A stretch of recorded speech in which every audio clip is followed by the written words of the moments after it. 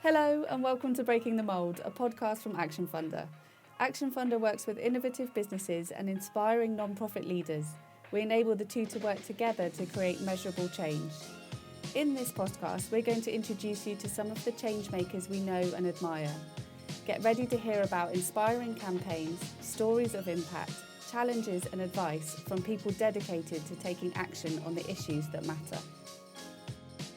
I'm Sophie, your host, and I'm excited to kickstart this season by welcoming Léyoh Goodall, Vice President of Sales at Social Value Portal. If you often find yourself wondering what social value means and how your business can create positive change, you're not alone. And most importantly, you're at the right place.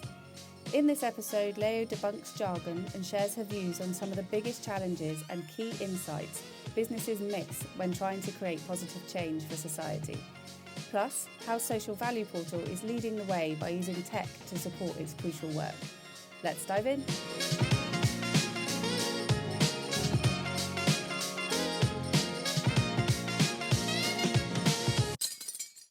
Hi Léyoh, welcome to Breaking the Mould. It's really great to have you on the podcast. Nice to be here. Thank you for the invitation. I'm really excited for you to share some of your kind of more valuable insight and experience on all things social impact, and probably demystifying some of those terms, hopefully, for us as well. Before we go into the details of today's episode, it'd be really great to hear a little bit about what you do and, importantly, why you do it. Can you tell us a bit about Social Value Portal and your role there? Of course, of course. So the Social Value Portal is a SaaS platform. So it's a piece of technology which is powered by our measurement framework. And the framework is measuring and quantifying social value and social impact. So we put a monetary value on outcomes that benefit society, whether that be an economic benefit through spend or investment, or that be a community benefit or an environmental benefit. Mm-hmm. And what's your role at SVP, Social Value Portal for short? I'm Vice President of Sales. Big title, but essentially I manage the commercial function. So we've got a team of commercial professionals who work with new customers who are starting out on their journey in understanding what social value means to them. And we've got other customers that have been working with us for some time, and they're really trying to drive ambition, to drive momentum, and to hit their own goals. Sounds like a very big job. Do you have a big team? Yes, it is a big job, and I do have the luxury of a big team. I also feel that it's a big job in the sense that we are energized by working with some really innovative brands to do something very powerful and very meaningful. And with that comes some quite boring stuff. So things like technical setup and securing data and getting that data into the portal and producing evidence. But all of that rigor really manages the data flow, which assures the position for our customers. So without data, they're not able to make decisions. Without data, they're not able to know if they're in the right place or not, if they're close to their goals, if their goals should be hiked up because actually they're hitting all of their targets. So we are very much a data-based business, and all of that insight is focused on the best business decisions that can be made for society. Yeah, very interesting combination there of kind of business and social impact and like you said, the big societal goals. Mm-hmm. So I know from your experience, you kind of started from being in tech to working in now this social value space. How does that align for you? That's a really good question. So I don't think it's possible to do this. And when I say do this, to create transformational change in a business without technology. It's possible to have a few individuals who are really passionate about change, and hopefully it's change for societal good, and they can be ambassadors and kind of the flag bearers and drive things through. But if you don't have the data, then you don't get conversations that are required in day-to-day business, like how much does it cost, what is the return on investment, how are we performing. And so Tech gives you that. It helps to make something which could be considered a little bit subjective, or could be perceived to be slightly softer when we consider hard commercial business. And it makes it something really tangible, something that's measurable, and something that can be intertwined in normal business day-to-day activity. So for that reason, using technology to support people who are ambitious and who are flag bearers and who are evangelists for the cause is the perfect marry for me. Yeah, it's a very interesting and developing space. Obviously, something we adhere to a lot at Action Funder as well. I'm going to take a step back slightly and ask you to help us with a bit of myth busting and jargon busting. Okay, Could you, I'll do my best. I'm sure you will, could you tell us what social value is? Very good question. This is actually the number one question, believe it or not, despite the Social Value Act being around since 2012. Social value and what is social value is still the number one question we're posed. Social value is the economic, environmental, and community benefit generated by an organisation in the way that they do business. And so what we're accounting for essentially is we are measuring the monetary value of an activity. We measure this using a cost benefit analysis, and we are considering if we did business in a different way, if we made better decisions, if we were informed in the decisions that we made about how we hire our people, how we support the environment, how we source products, how we spend money. If we've got the understanding of the social value, which is included in those activities, then we can decide to do something that generates more benefit for our society than not. Yeah, absolutely. Can every business create social value? Yeah, every business does create social value, absolutely. So there are a few things to consider when measuring social value. So we are considering essentially the triple bottom line. We're measuring in financial terms the economic, social, and environmental benefits in a transaction or a project or an asset or at an organisational level. That happens as soon as a business opens the door because they recruit local people. They spend money with local businesses. They have CSR programs which support the community. They've got outreach schemes. They might have some training and some volunteering schemes. So all businesses do create social value. When we come to assess social value in a commercial environment through a procurement, for example, what we're looking at measuring is the additional social value that is generated. So it's not inherent social value because that's what would happen anyway. We're looking at what an organisation does above and beyond business as usual that can be considered and can be measured as part of an exercise. You've covered off kind of what the businesses are doing. How about society at large? How does a business really? So we've talked a little bit around that, but can you put that in kind of more tangible terms as to the bigger picture for how that's benefiting society? I can. So we have the privilege of working with 250 individual organisations who are working with us over the long term to understand their impact. Those organisations have, up until now, have delivered £30 billion of social value through our portal. It's all been measured and it's all been accounted for. And social value for those organisations looks like creating jobs and directing spend, working with social enterprises. The momentum and the movement there then moves out of a contract specific environment or an asset specific measurement and moves into changing business culture. And because you do have that, really absolute measurement on the benefit that is being created, and that is in black and white and in pounds and pence or dollars and cents, because you've got that alongside the activity, it's very easy to bring that into day-to-day business operations. And that then helps to change culture. It helps to change hiring practices. It helps to create an environment where people can not just survive, but they can thrive with an organisation that it really means what it says when it comes to generating true impact. It can make very big decisions or very small decisions. So a very small decision might be deciding that they will pay the living wage. Now, that decision will be a big decision for some organisations where actually paying less than the living wage is considered the norm. For some organisations, it's quite a small decision because they might pay over the living wage, but embedding that in their policy, embedding that in the criteria for their supply chain, then starts to influence other people and other parties within the supply chain. And so you can start to see how small or big decisions can impact the wider ecosystem that we're all working and living in. Mm. Yeah, it sounds like it's really top to bottom. It really goes through the whole body of an organisation by the sounds of it.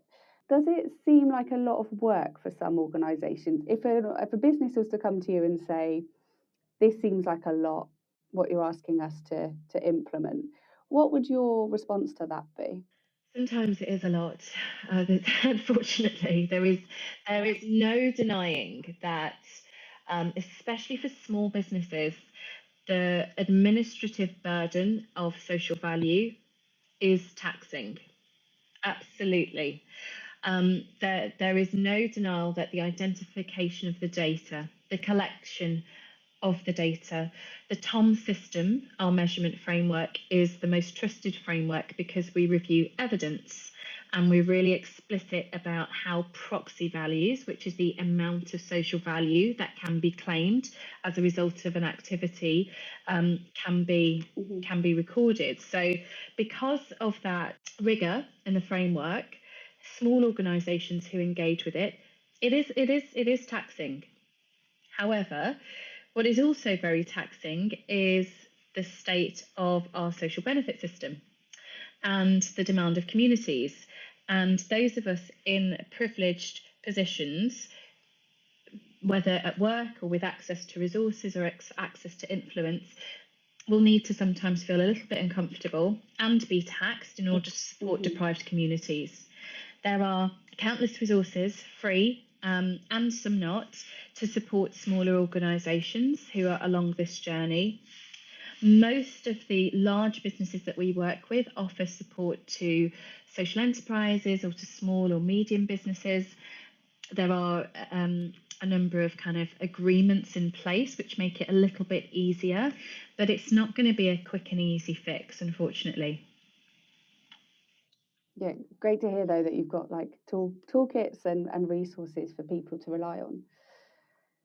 One of the main questions we often get asked about at Action Funder is around that impact reporting and how it can be really challenging, particularly, as you said, with smaller businesses approaching social value work. Inputs and outcomes are obviously really critical to your social value calculation. It's what goes in and you have something that comes out of that. But is that all there is to it? It's not all there is to it, no. But it can sometimes be what we all boil it down to, which is frustrating. What I would say is that it's better to start with fewer indicators, metrics, KPIs that you can really nail and that you believe in and that you've got the data and the evidence for, and that you can report over an amount of time that gives you enough information about the impact that you're making, rather than trying to go for a huge number of metrics. That's when it becomes really challenging. That's the first point. I do think any claim, statement, position, decision by a business in this space, which affects human lives and real people, should be data-based and supported by evidence. And so if you're going to do it, I would suggest you whittled it down to those decisions and those outcomes where you have got data and you have got evidence. Point number one. But the second point is, once you've got past that, it's to really think about the story that you're trying to tell. And I think stories are really important in this space because it keeps us engaged and reminds us of what we're doing this for. So, thinking about the story that you as a person or an organization would like to tell, and really importantly, who you want to tell it to. So, we work with a huge range of industries. We're cross sector, broad range of industries, lots of organizations of different shapes and sizes.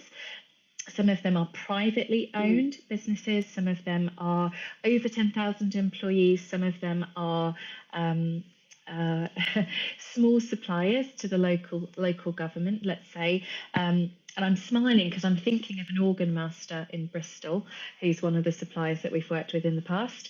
And actually, they just want to tell a story about who has benefited, why they made the decision to do what they did, how they did it, and what the real human story is at the end of it. So once you've got the data, I would consider the audience, whether it's an investor, a customer, an occupier, an organization that you're partnering with. Who's the audience? Yeah. And that then helps you to direct the story. Yeah, understood. So really bringing kind of the beneficiary in the human lens into the data reporting rather than it just being about the numbers. Yeah, absolutely. And if you don't have the numbers and you just have the story, it's not worthless. But the next time you tell that story, having the numbers makes it more powerful and lets us know whether or not it's a good story, or it could be a better story, or the next story after that could be targeted and focused on a different beneficiary and a different audience. And that's what the data gives you direction. And is that something Social Value Portal would help with in terms of direction and then helping people to find that story and that path? Absolutely. So we start with the data. And we see what the data tells us, and sometimes the data does not tell a good story. And unfortunately, we can't make up the gaps. And so what we then do is we work with an organisation to work on a strategy that will fill the gaps, work on initiatives and programmes that take them to the end of the story they want to tell. And considering the audience, considering what they know of their organisation, considering what their peers are doing sometimes, considering what their customers want them to do, we work with organisations to plot a path from where they are now and to where they'd like to be. And where they'd like to be is always telling a true and genuine story about a true person who has been benefited as a result of all of the work that they've done. That's always where everyone wants to go, and we help them to get there. Yeah, I guess data never lies, does it? So you can't hide from data. You can't. I mean, sometimes you can leave data out, but in order to make this sustainable, in order to make social value a sustainable practice, which is believed in and continues to maintain the momentum that it has, it's got to be evidence-based. It's really interesting because I think a lot of people think of social value as inherently positive, but it's an interesting concept to think of social value is not always going to have a positive outcome in every case for a business. Are there examples, or is there a case where you could bring that to life? Oh, that is a good question. Let me see. What I would say is, and this is where we get to the difference between social value and social impact. And I would argue actually this is where we get to the difference between ESG and social value. So when we consider ESG reporting, we're looking at minimising risk and avoiding harm. And many organisations do this, and many organisations are being pushed to do this by their investors and by consumers. They're looking for organisations with good ESG credentials, green businesses, better businesses, B Corps like us and like you at Action Funder. So they're looking for organisations that can prove they're doing good. However, when you look at and consider ESG alone means that you are avoiding harm. That doesn't mean you are doing good. And therefore, we look at social value as a way of giving an organisation the language to communicate the good that they are doing in tangible, real terms that most people can understand, and most people can understand financial benefits, which is why we have a financial value attached to outcomes. Mm-hmm. There have been situations, and this often happens Yeah. when a business is running very fast, or when there is a slight disconnect between corporate CSR strategy and on the ground social value delivery. Sometimes the value that is being presented to the community is not going to meet their greatest need. And so sometimes that mismatch happens because you've got quite a big distance between strategy setters and those setting targets and those agreeing on big corporate objectives, and actually the real life situation that those beneficiaries are living in. And so I have seen, and it's really not from a place of malice, there being a mismatch between what an organisation is offering and what the community really needs. And then sometimes that communication channel not being open. But between the two sides. Yes. Yeah. And that's where organisations need a bit of support, really, to build a strategy that does consider local need and the greatest local need, which they are well equipped and very eager and keen to support on. I guess, as with a lot of industries, I come from a marketing background. Insight into your audience is key in terms of who you want to engage, whether that's a customer or a community. It's very much the same space, and listening to that community is massively important. We've covered off a few ways that the way that social value reporting might address some of the challenges of bringing impact to life and social value to life. Thinking about how tech more widely is solving the complexity, I guess, of social value. You've come from, as I mentioned up front, you've come from a slightly tech background, and I was just wondering if there was any other solutions that you've seen or anything else you can see in the sector that is helping to solve these problems for businesses. I think it goes back to that local need piece. Mm-hmm. And it goes back to listening to the beneficiaries and the community groups that are either supporting the community or in the community themselves. I think we've all seen many examples of big corporates thinking that they're doing a great thing, and actually it either causes more disruption or some converse type of misery within a community. And so having a couple of things. One is having real life data. So although there are a number of data sets available, very few are live. Clearly, that's a challenge. I think some technology in that space to identify live projects, live need, where the community themselves can take control of the ask and can advertise what they require. And I know there are a number of platforms that do that, and one that does it very well is Action Funder. And then connecting those communities with organisations that are very keen and motivated to support them. I think that matchmaking solution, there's a requirement there. I also think that that live access to data and putting it in front of decision makers and buyers is another opportunity to support. I think that for me, I think if we can see more development there and see how AI can really help to present that data and to present insight, and to do some predictive analytics in advance of problems occurring. I think the next space for us really is understanding how we take the data sets and the activity on the ground and we predict what's going to happen, so that when we're making business decisions, we've got a view on where those where the need's going to be, what outcomes might be required, at the same time that we're making those strategic decisions. Otherwise, it's all quite reactive, and also there's a bit of time that's lapsed between the community need and the strategy being agreed. The closer we can get those two things together, the better. Yeah, and interesting again, kind of think about the end-to-end process there, is that you've got community within community driving like with that community insight, and then the technology facilitating that predictive modeling of what might be coming next within that community using their own data. That's a really fascinating space to think about for the future. It is, especially if you think this generation, and I say this generation, hopefully I'm not too far out of that generation, are very much in control of their own content, right? So they're generating content on a daily, hourly basis.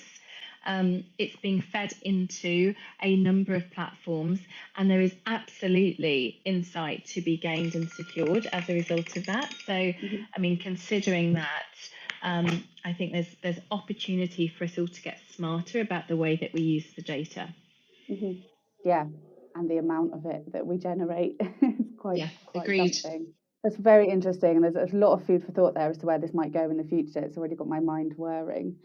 Bringing us a bit more back to the present day, is there an example of social value in practice that shows us what good looks like? What does good look like? Honestly, I think, and I hate to go back to this analogy, but I use it often because it is a very simple way of describing what could be considered a quite complicated process. When we're collecting data to measure impact, and we're using a framework like the TOM system that gives us a language to speak, and that language helps us to tell a story. And that is all we are trying to achieve here, because it helps to focus us, it helps to mobilize us, it helps to inspire and invigorate us.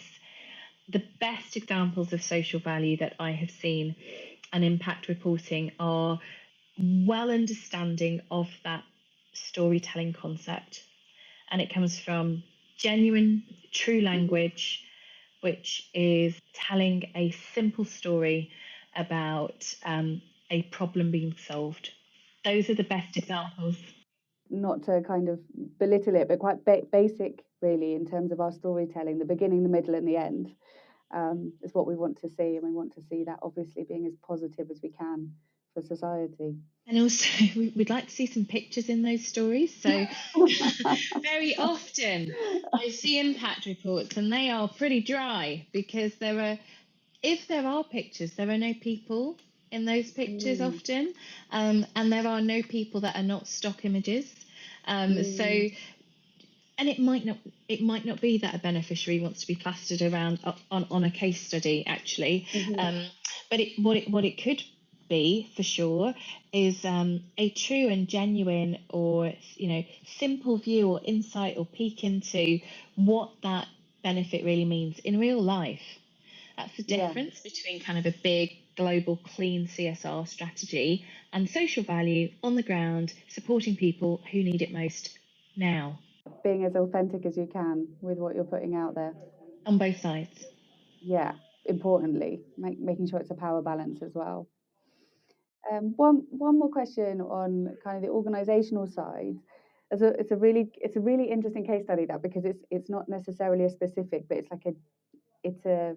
not generalist, but it's just inherent to everything and everyone that should be doing that. So it's really handy.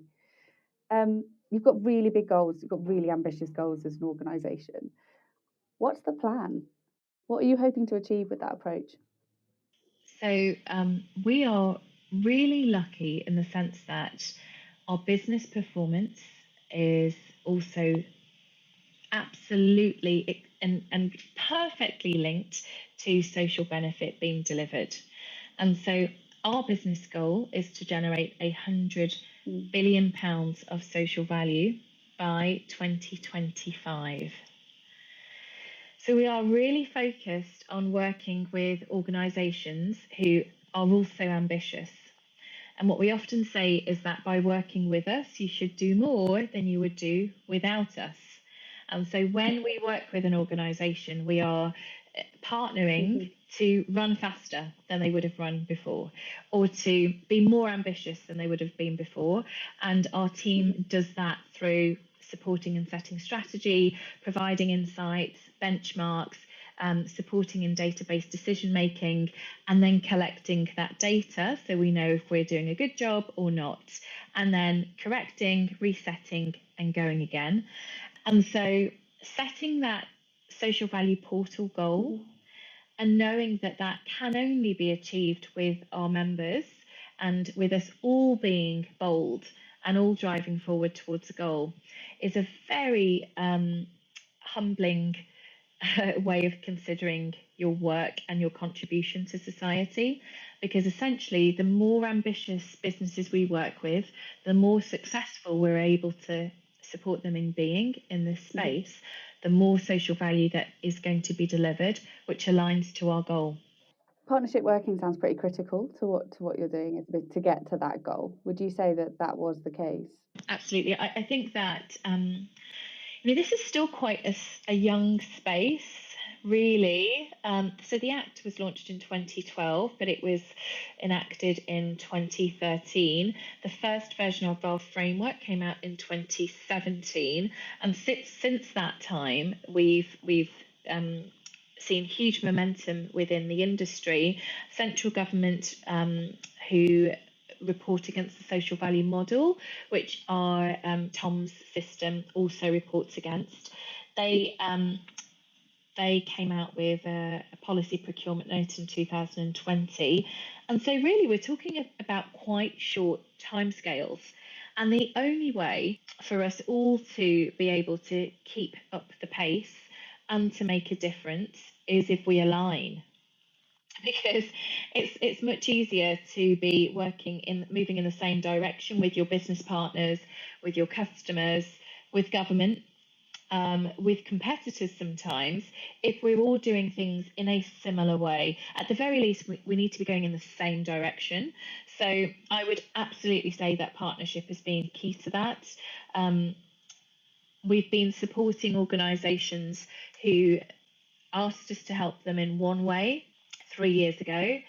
And then as the market and the need changed, we pivoted together and said, right, okay, actually, let's regroup. We're going to do this now.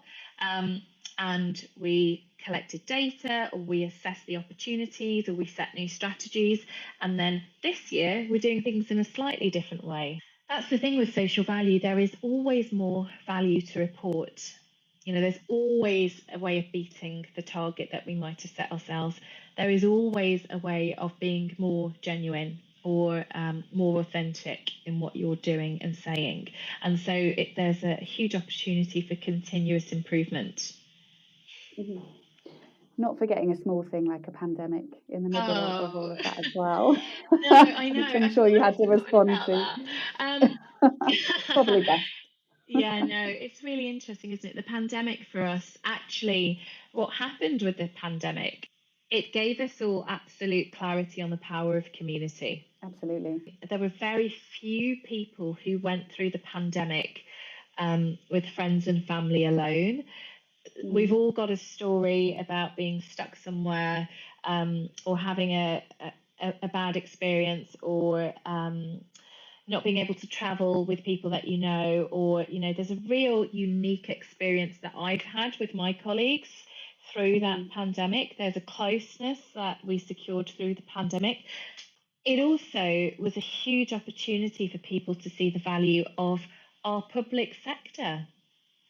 I mean, if you are lucky enough not to interact with the public sector in the UK because you're healthy, or you don't have children who are in schools, or you don't require public transport, then great for you. But actually, there are many people who rely significantly on that system to support their day-to-day lives. And I think it was the first time that many people in power and of privilege would have interacted with services and seen the real power in the public sector. Yeah, and also not just the public sector, but that grassroots network as well that you mentioned at the beginning, and how much they prop up a lot of parts of that neighbourhood, as you mentioned.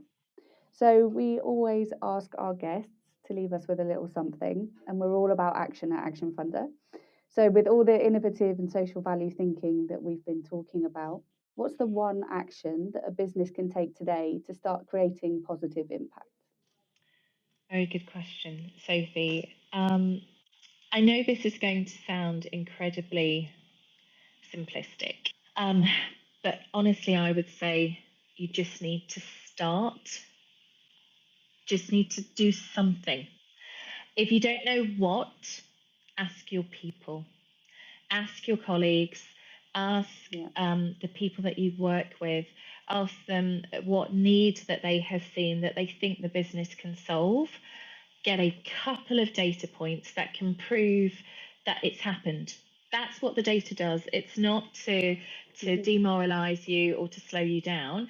It's to prove that there has been some movement forward or backwards, and that there can be a target, and that you are committed to an evidence and data-based approach. So I would say just start. You can start looking back at last year. You can set a target for this year. You can make it really simple, and you can grow along that journey. Think about the most important audience that you have, and do not be ashamed if that audience is an investor, because actually investors love stories too.